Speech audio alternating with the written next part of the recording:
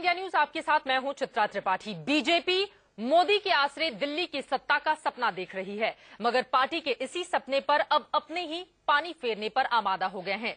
देवरिया, इलाहाबाद, चंडीगढ़, गाजियाबाद, अमरोहा, बिजनौर जैसी कई ऐसी सीटें हैं जिस पर टिकट बांटने के खिलाफ कोहराम मचा हुआ है।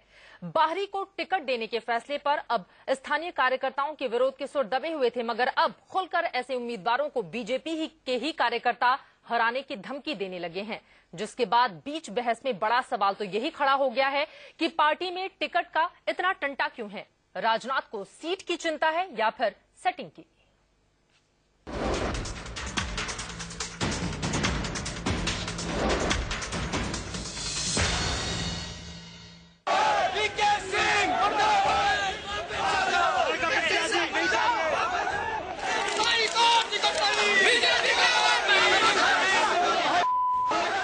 अमृतसर में अरुण जेटली के रोड शो के दौरान उम्मीदों का गुब्बारा फूटा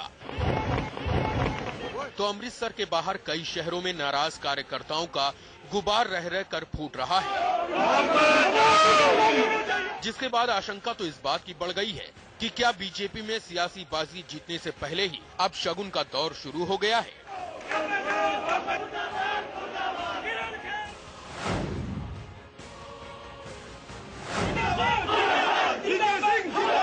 सूत्रों के हवाले से खबर है कि गाजियाबाद में बीजेपी पूर्व थल सेना अध्यक्ष जनरल वीके सिंह को चुनावी मैदान में उतार सकती है, लेकिन संगी सोम और त्यागी समाज के समर्थकों को पार्टी का ये फैसला कतई मंजूर नहीं।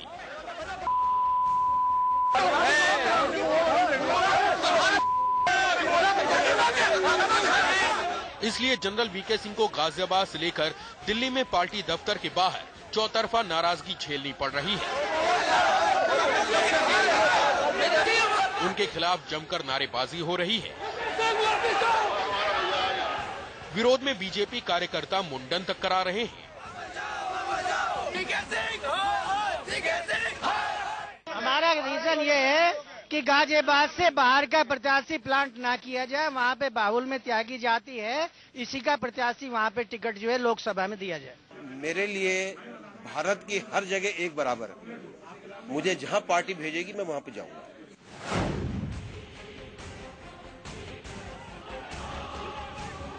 बाहरी होने का आरोप सिर्फ जनरल ही नहीं झेल रहे हैं। चंडीगढ़ में जब अनुपम खेर के साथ बीजेपी उम्मीदवार किरण खेर पहुंची तो एयरपोर्ट से लेकर पार्टी दफ्तर तक उन्हें भी विरोध का सामना करना पड़ा। उन्हें काले झंडे दिखाए गए,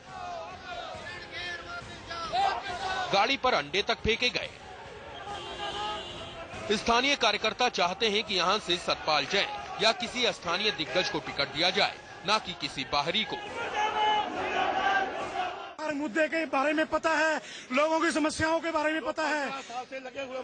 जो इन कैंडिडेट को पैराशूट से यहाँ भेजा जा रहा है, पार्टी के साथ जुड़े हुए हैं, ऊपर से डंडा है, इसलिए दे रहे हैं। लेकिन वर्कर नाराज है, वर्कर अंदर से नाराज है। मैं घर से लड़ रही हूँ, चंडीगढ़ मेरा घर है, मैं चंडीगढ़ की बेटी हूँ, हिमाचल की बहू हूँ।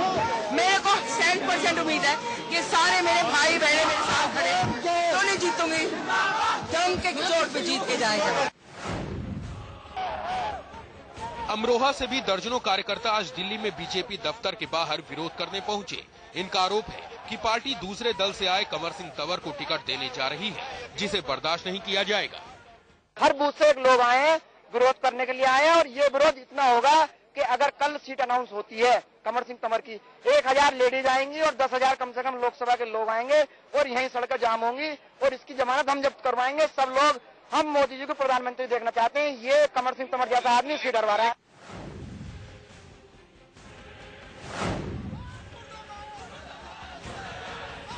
बीजेपी की तरफ से कलराज मिश्र इस बार देवरिया से ताल ठोकेंगे, लेकिन उनके ताल ठोकने से पहले ही विरोध की ताल सुनाई देने लगी है। यहाँ उनकी खिलाफत पूर्व प्रदेश अध्यक्ष सूर्य प्रताप शाही के समर्थक कर रहे हैं। शाही नहीं तो वोट नहीं के नारे के बीच राजनाथ का पुतला तक फूका जा रहा है।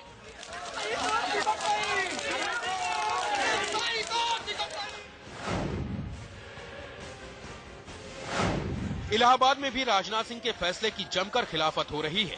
केशरीनाथ त्रिपाठी को कैंडिडेट बनाए जाने के खिलाफ बीएसपी छोड़कर पार्टी में आए नंद गोपाल गुप्ता नंदी के समर्थकों ने मोर्चा खोल रखा है। ऐसे में बड़ा सवाल तो यही है कि बीजेपी में आखिर टिकट का टंटा क्यों है। बगावत की ये चिंगारी हर उस शहर क्यों पहुंच रही है जहां किसी बाहरी को मौका दिया गया है। आखिर क्यों राजनाथ सिंह के फैसले पर सवाल उठ रहे हैं और क्यों अब बीजेपी के कार्यकर्ता ही ये सवाल उठाने लगे हैं कि राजनाथ को सीट की चिंता नहीं, सिर्फ सेटिंग की फिक्र है। गाजियाबाद से जतिन गोस्वामी, चंडीगढ़ से विपिन परमार, दिल्ली से यतेंद्र शर्मा और राकेश कुमार सिंह के साथ ब्यूरो रिपोर्ट, इंडिया न्यूज। बड़ा सवाल ये भी है कि बीजेपी का कमल खिलने के पहले ही मुरझाने लगा है क्या। इसी मुद्दे पर चर्चा हम करेंगे। 3 खास मेहमान इस वक्त हमारे साथ जुड़ चुके हैं। हमारे साथ मौजूद हैं डॉक्टर नजमा हेपतुल्ला, बीजेपी के राज्यसभा सदस्य, प्रदीप सिंह, वरिष्ठ पत्रकार, और अवधेश कुमार जी हमारे साथ जुड़ चुके हैं स्टूडियो में। लेकिन सबसे पहले डॉक्टर नजमा, आपसे ही मेरा ये सवाल, राजनाथ सिंह को सीट की चिंता है या फिर वो अपने बड़े चेहरों को खुश करने के कवायद में लगे हुए हैं?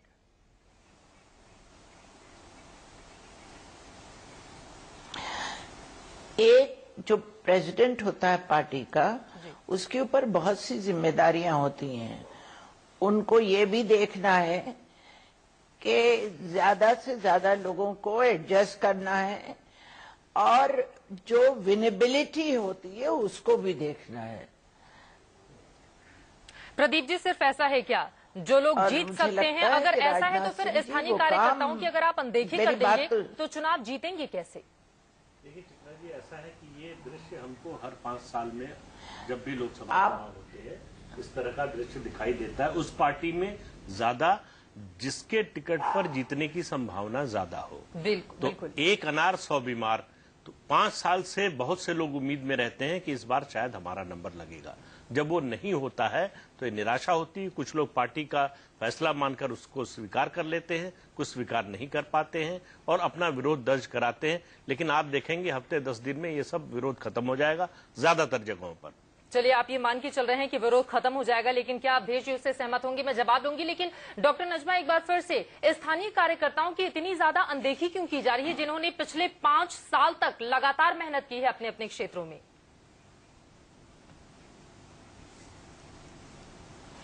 आपको कैसे मालूम कि अनदेखी की जा रही है? आप तो जो विरोध हो रहा है आप उसी को जानती हैं। क्या पार्टी के लीडर से ज्यादा आपको हमदर्दी है हमारे कार्यकर्ताओं से? आपके ही कार्यकर्ता ऐसे हैं जो कोई मुंडन कराकर कोई अंडे फेंक रहा है अपने नेताओं के ऊपर। नहीं हो सकता है ज्यादा हमदर्दी हो। हर ये जो आपके साथ बैठे हैं उन्होंने बताया कि इस तरह के विरोध होते हैं और खास तौर पे जब पार्टी जीत रही होती है जी। और हर आदमी चाहता है कि उसमें हिस्सा बने। तो इसलिए अभी आप देखिएगा 2-4 दिन में सब सेटल हो जाएगा। और जो आपने सुनाया है वो पुरानी खबर है, 3 दिन पहले की। कौन सी? आज तक सब सेटल हो गया है। ये सारी खबरें आज की हैं। गाजियाबाद पहुंचते हैं वीके सिंह, वहां पर विरोध किया जाता है। किरण खेर पहुंचती हैं अपने संसदीय क्षेत्र, वहां पर उनके ऊपर अंडे बरसा दिए जाते हैं। ये तमाम खबरें आज की हैं।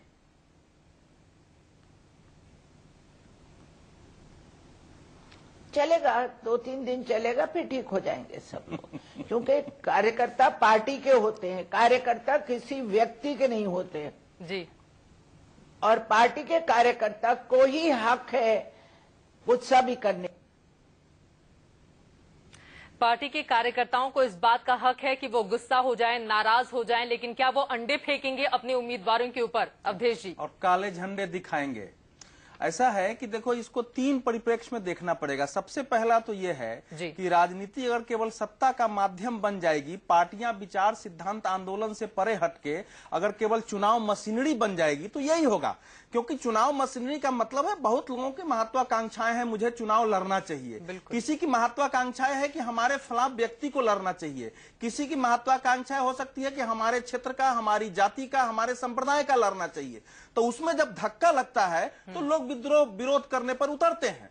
अब उसमें वो फिर पहले की तरह मर्यादा अनुशासन नहीं होगा कि हमको काला झंडा नहीं दिखाना चाहिए, हमको मर्यादा में विरोध करना चाहिए, क्योंकि पार्टी अब केवल चुनाव तंत्र बन के रह जाती है। एक तो ये होता है। दूसरा है कि क्या इनका विरोध गैर वाजिब है। अब ध्यान से देखोगे उत्तर प्रदेश में 8 महीने से रामेश्वर चौरसिया और अमित शाह जो है जिले जिले बैठक कर रहे हैं, पार्टियां उम्मीदवार तय हो रही है, लेकिन इससे दिखाई ये दे रहा है कि अंतिम शब्द राजनाथ सिंह जी का ही चला है जी। और हम लोग जाति से परे होकर विचार करते हैं, लेकिन जब आप जातियों के आधार पर समीकरण बना करके अगर टिकट देंगे तो फिर उसके प्रति विद्रोह भी होगा। अब गाजियाबाद में त्यागी लोगों ने विद्रोह किया क्योंकि पूरे प्रदेश में किसी त्यागी और भूमिहार को टिकट नहीं मिला है। हमको बहुत सारे लोग फोन कर रहे थे कि ये कैसी पार्टी हो गई है। तो ऐसे कई ऐसी जातियां हो सकती हैं जिनको आप नजरअंदाज करेंगे तो वो विरोध कर रही हैं। और ये ठीक है कि नरेंद्र मोदी का नाम एक एकता का सूत्र बनेगा, बहुत ज्यादा असर नहीं होगा, लेकिन मैं ये नहीं मानूंगा कि कम से कम कुछ क्षेत्रों में 10-12 क्षेत्रों में। लेकिन चुनावों के ठीक 50 दिन पहले अगर पैराशूट से उम्मीदवार उतरेंगे तो वहां की जनता भी पूछेगी कि हमारी स्थानीय समस्याओं के बारे में क्या इन लोगों को जानकारी होगी या नहीं। इसका जवाब मैं आपसे लूंगी। लेकिन डॉक्टर नजमा जी, एक और महत्वपूर्ण बात है, राजनाथ सिंह का फैसला अंतिम होगा। वो बीजेपी के अध्यक्ष हैं और सर्वमान्य भी हैं, लेकिन सबसे बड़ा सवाल यही है, आपके ही कार्यकर्ता राजनाथ सिंह होश में आओ इस तरह के नारे लगा रहे हैं जगह जगह।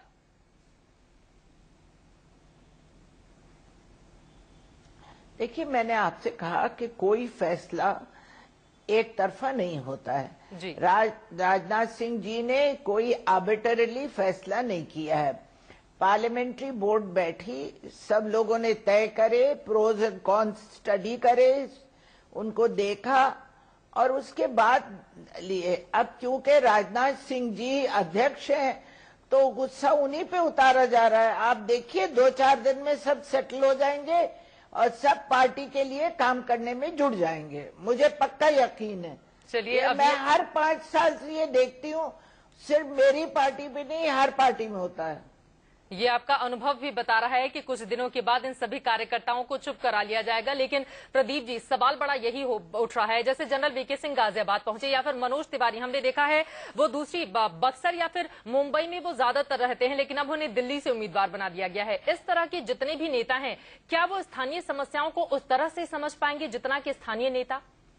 नहीं, देखिए, निर्भर करता है नेता पर, और वो अगर चुना जाता है तो सांसद पर।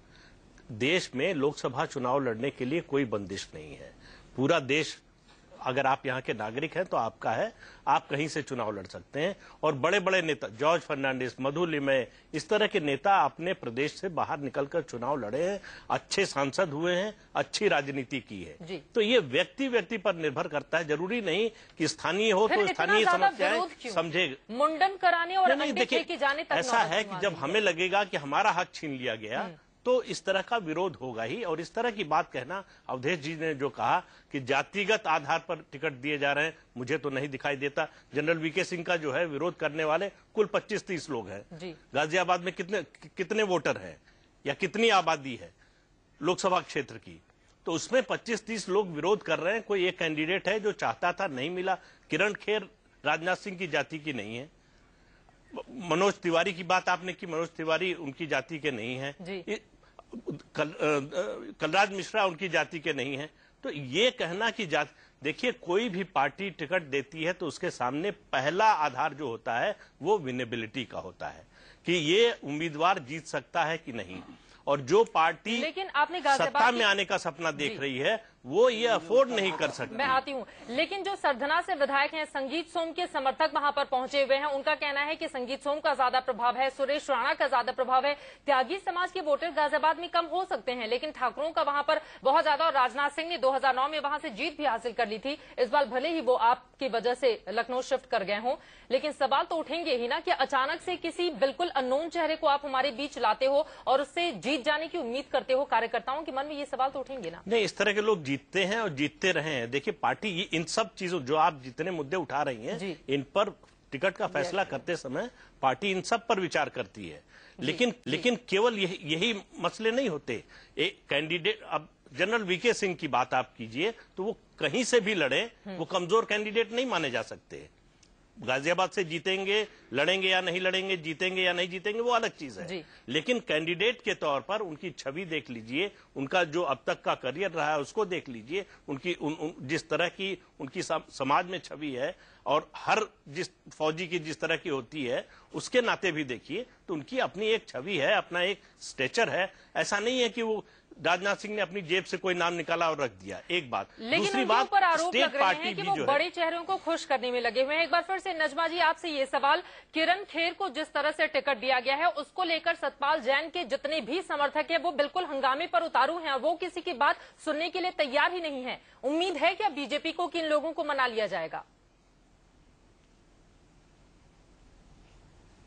बिल्कुल मना लिया जाएगा, आप जरा भी चिंता मत करिए। किरण खेर को मना लेंगी किरण खेर, और जीत के भी आएंगी। और लोगों को बांधने की जगहों से बांधना ठीक नहीं है। किरण खेर रहने वाली है चंडीगढ़ की जी, वहां की बेटी है। अब वो क्योंकि बंबई में एक्ट्रेस हैं तो ये मतलब थोड़ी है कि उनका नाता टूट गया है चंडीगढ़ से। और ये आप जात बिरादरी की जो बात कर रहे हैं, हम तो इलेक्शन जात बिरादरी लड़ ही नहीं रहे, हम तो विकास पे लड़ रहे हैं। लेकिन टिकट बंटवारे में तो इसका ध्यान रखा जाता है ना नजमा जी, इस बात को आप बिल्कुल अनदेखा कैसे कर सकती हैं? बिल्कुल तो हमने नहीं किया है, 2-4 जगह ऐसा हुआ जी, 2-4 जगह ही ऐसा हुआ है अवधेश जी। लेकिन जातिगत समीकरण काफी ज्यादा महत्वपूर्ण और कई ऐसे इलाके हैं हमारे खुद के देश के जहां पर जाति के आधार पर ही टिकट दिया जाता है। इस बात से बीजेपी बच कैसे सकती है? और किरण खेर का जिस तरह से विरोध हो रहा है उस पर दिया दाता रहा है जी। देखो ऐसा है कि जैसे भारतीय जनता पार्टी 89 में उभरी थी तो जातीय समीकरण टूटे थे। किसी दिन 1 मिनट सुन लीजिए जी,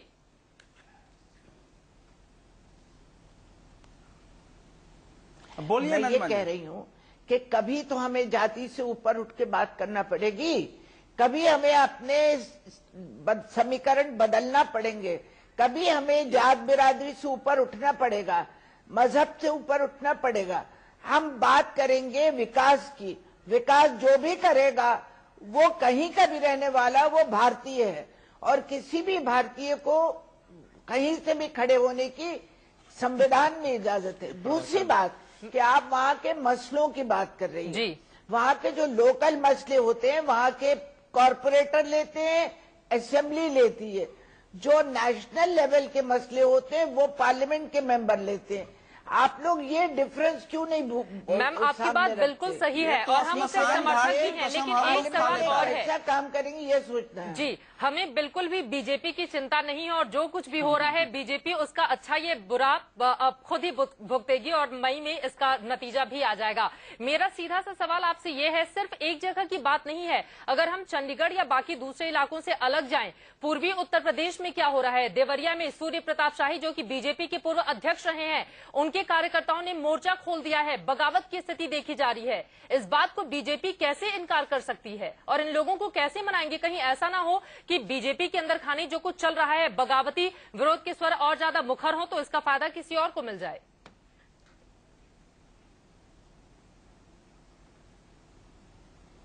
आप चिंता मत करो, किसी को फायदा नहीं मिलेगा। कलराज मिश्रा नॉन लीडर हैं पूरे यूपी के, वो भी अध्यक्ष रह चुके हैं। आप बिल्कुल फिक्र मत कीजिए, आप देख लीजिएगा कि जब रिजल्ट आएगा तो क्या आता है।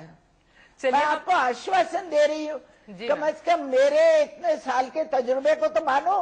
नहीं, हम बिल्कुल मान रहे हैं, आपका ये अनुभव ही है जो बोल रहा है, लेकिन कार्यकर्ताओं को समझाएंगी कैसे? और इस बात से बिल्कुल भी इनकार नहीं किया जा सकता है कि जिन लोगों को टिकट नहीं मिला है उनके इशारे पर ही ये कार्यकर्ता इस तरह से हंगामा कर रहे हैं। जैसे आपको समझा रहे हैं ऐसे उन्हें भी समझा देंगे। चलिए इस बात का भरोसा। नजमा जी एक बात तो है, भारतीय जनता पार्टी के मेंबर हैं। नजमा जी एक बात तो है, भारतीय जनता पार्टी जो दावा करती है सबसे अनुशासित पार्टी होने का, उस पार्टी में अगर वरिष्ठ नेता और उनके समर्थक इस तरह का व्यवहार करते हैं तो निश्चित रूप से पार्टी के लिए चिंता का विषय होना चाहिए। हाँ, मैं मानती हूं कि ये करना नहीं चाहिए। हमें एक शिष्ट में रहना चाहिए। एक हद तक अपना विरोध या अपना आक्रोश दिखाना चाहिए, जरूरी है। और हमारी पार्टी जो है वो डेमोक्रेटिक पार्टी है। हमारी पार्टी और इंडिविजुअल पार्टियों की तरह नहीं है कि जिसमें एक ही नेता होता है, नेता ने कहा खड़े हो जाओ तो खड़े हो गए, बैठते हो तो बैठ जाएं, या कांग्रेस पार्टी है या और एक एक नेता वाली पार्टी है। हमारे यहाँ एक डेमोक्रेटिक पार्टी है, लोग अपना विरोध भी जाहिर करते हैं, मगर जब समय आता है तो सब साथ में मिलके बैठते हैं। यही तो बात है ना कि समय आ चुका है जब सबको एक साथ होना चाहिए था। तो यहाँ पर अंडे फेंके जा रहे हैं, एक दूसरे के खिलाफ नारेबाजी की जा रही है, काले झंडे दिखाए जा रहे हैं। आपसे अवधेश जी, क्या उम्मीद लगती है कि जल्द ही इन कार्यकर्ताओं को मना लिया जाएगा, और अगर नहीं मनाया गया तो फिर इसके परिणाम क्या भुगतने के लिए बीजेपी तैयार है? नहीं, मान मनोबल तो होता ही है, लेकिन प्रश्न है कि ये नौबत आती क्यों है। प्रश्न ये है, प्रदीप जी ने कहा, मैंने ये कभी नहीं कहा था कि जाति के आधार पर टिकट मिलना चाहिए। मैंने कहा अगर पार्टियां जाति समीकरण के आधार पर देगी तो जो जाति वंचित रह जाएगी वो आवाज उठाती है। पार्टियां अगर, नजमा जी जो अभी बता रही हैं वो तो एक महान विचार है कि संप्रदाय से उठो, जाति से उठो, क्षेत्र से उठो, और टिकट देते समय जाति संप्रदाय से। तो मैं जो कह रहा हूं कि पुरानी पार्टी है, इस पार्टी, किसी भी पार्टी को पहली प्राथमिकता वहां के कार्यकर्ता को देना चाहिए कि कौन लोकप्रिय है, किसने काम किया है, किसने पार्टी के लिए समय लगाया है, किसके अंदर ईमानदारी है। आप अगर केवल जीतने के लिए, आपको बीके सिंह जी को, हम लोगों को कोई समस्या नहीं है, पहले से वातावरण बनाइए, उनकी एक छवि है, नहीं तो उनको राज्यसभा से लाइए। किरण खेर के लिए आपको पहले से बनाना चाहिए था, आपने विश्वास में क्यों नहीं लिया? तो मैंने इसलिए कहा कि जो कई उत्तर प्रदेश ही नहीं, बिहार में भी अंदर ही अंदर बहुत असंतोष है, क्योंकि जो रामविलास पासवान के साथ समझौता हो गया, बिल्कुल लंबे समय बाद कार्यकर्ताओं को लगा कि जो सीटें अब मुक्त हुई है वहां से चुनाव लड़ेंगे। आपने समझौते में 10 सीटें दे दी दूसरे को। तो कई ऐसे कारण होते हैं और उसके लिए वहां के लोगों को विश्वास में नहीं लिया। लोकतंत्र का अर्थ केवल नेताओं के बीच विचार विमर्श नहीं होता है। लोकतंत्र का अर्थ निर्णय की प्रक्रिया में कार्यकर्ताओं को शामिल करना होता है। भाजपा में पार्लियामेंट्री बोर्ड केवल इसका फैसला करती है, कार्यकर्ता इसमें अगर शामिल हो तो यह स्थिति नहीं आती। और मैं ये अभी स्वीकार नहीं करूंगा कि इसका असर चुनाव पर नहीं पड़ेगा, वो समय आने पर देखा जाएगा। नरेंद्र मोदी का एक नाम है जिस पर एकता हो सकती है। लेकिन अवधेश जी, ये भी सच है ना कि सबको खुश नहीं किया जा सकता है, इसमें भी तो सच्चाई है। नहीं, खुश करना दूसरी बात है। प्रदीप जी, जॉर्ज फर्नांडिस और मधुलिमा जैसे का नाम लेते थे। अरे उन लोगों ने आंदोलन करके अपना स्थान बनाया था, भारत में कहीं जाएंगे। तो वही कह रहे हैं, अलग अलग व्यक्ति पर निर्भर करता है। अब आप ये बताइए, सतपाल जैन की बात कर रहे हैं आप, 2 चुनाव हार चुके हैं। उससे कोई मतलब नहीं है, वो 4 चुनाव हार जाए तो पूरे यूपी में 99 के बाद से भारतीय जनता पार्टी हार रही है, तो इसका मतलब चुनाव न लड़े। मैं सतपाल जैन के पक्ष में नहीं हूं। किरण खेर को अगर ला रहे हैं तो क्या चंडीगढ़ में कोई उपयुक्त कार्यकर्ता नहीं था? क्या किरण खेर जॉर्ज और मधुलिमा के जैसा नाम हो सकता है? एक ग्लैमरस और बड़ा चेहरा है शायद इस वजह से, और वहां पर गुलपनाग है आम आदमी पार्टी की ओर से, उन्हें हराने की उम्मीद की जा रही है बीजेपी। भाजपा के पास पूरा मौका था इस बार, जातियों से परे होकर के एक नरेंद्र मोदी का नाम था, एक स्थापित कर सकती थी। हर जाति के अंदर मैं देख रहा हूं कि नरेंद्र मोदी को लेकर एक लोकप्रियता थी। एक छोटा सा जवाब प्रदीप जी आपसे, आपको लगता है क्या कि जल्द ही मना लिया जाएगा इन सभी लोगों को जो नाराज चल रहे हैं? निश्चित रूप, देखिए, जाति व्यवस्था जो है इस देश की एक सच्चाई है, उससे कोई इनकार नहीं कर सकता। कोई पार्टी ये कहे कि वो जाति के आधार पर टिकट नहीं देती या टिकट देते समय इसका विचार नहीं करती, वो गलत। एक संतुलन बिठाने की कोशिश करती है पार्टी। ये 10 सीटों का क्लस्टर है तो यहां से इस वर्ग का समर्थन हो, यहां से इस वर्ग का, उसमें हमेशा 100% तो कभी किसी पार्टी में हो ही नहीं सकता। बताएं हमको अवधेश जी कि किस पार्टी ने टिकट ऐसा दिया है जहां कभी कोई असंतोष ही नहीं हुआ? कहां ऐसा टिकट दिया गया है जहां स्थानीय कार्यकर्ता कभी नाराज ही नहीं हुए? कहां ऐसा टिकट दिया गया है कि सारी जाति समूह खुश हो गए हों? लेकिन बीजेपी में इस बार दिक्कत दरअसल इस बात को लेकर है कि जब बीजेपी के पक्ष में हवा है और बाहर से जितने भी लोग चले आ रहे हैं उन सभी को बिना सोचे विचारे अचानक से टिकट दे दिया जा रहा है, और इसी वजह से स्थानीय कार्यकर्ता नाराज हैं और इस तरह से विरोध प्रदर्शन देश भर के अलग अलग हिस्सों में बीजेपी के आला कमान का किया जा रहा है। मैम, वक्त की कमी है इसलिए रोकना पड़ रहा है आपको। जी, बहुत छोटा सा जवाब बताइए। इल्जाम लगा रही हैं? मैं इल्जाम नहीं लगा रही हूँ, जो हो रहा है वो खबर बता रही हूँ। आप इल्जाम लगा रही हैं? अवधेश जी, सुन लेते हैं नजमा जी। नहीं, आप इल्जाम लगा रही हैं और आप एक महिला के खिलाफ क्यों बोल रही हैं?